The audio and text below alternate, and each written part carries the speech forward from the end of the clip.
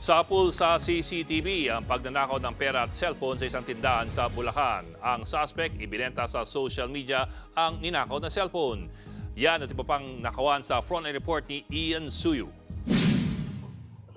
Sa kuha ng CCTV sa San Jose del Monte, Bulacan, makikita ang isang lalaki na tila may pinupulot sa loob ng tindahan.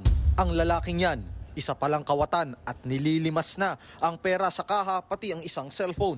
May kabuuang halaga yan na nasa 30,000 pesos. Bago ang insidente, napapansin na raw ng may-ari na tila nagmamanman ang lalaki tuwing bumibili sa tindahan. Every time na parang bibili siya, parang pinagmamasdan namin. Pinagmamasdan niya kami. Parang napapansin niya na sumisilip-silip siya.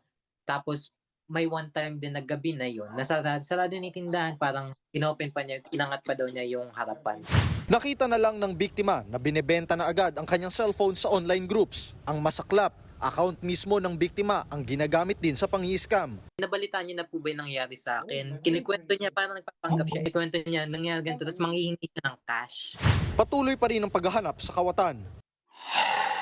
Katirikan naman ang araw noong linggo sa barangay Bagong Katipunan sa Pasig. Kita sa CCTV ang pagtawid ng babaeng yan at dumiretso sa tapat ng isang bahay. Parang residente pa ang asta. Pasimple pa niyang binuksan ang gate ng bahay saka pumasok. Sa isa pang video makikita ang dali-daling pag-alis ng babae. Si ate magnanakaw pala.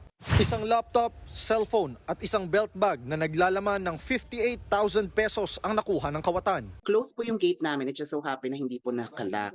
And then, yung nanay ko po kasi is naglalaba. Yung harapan po kasi namin is labahan namin.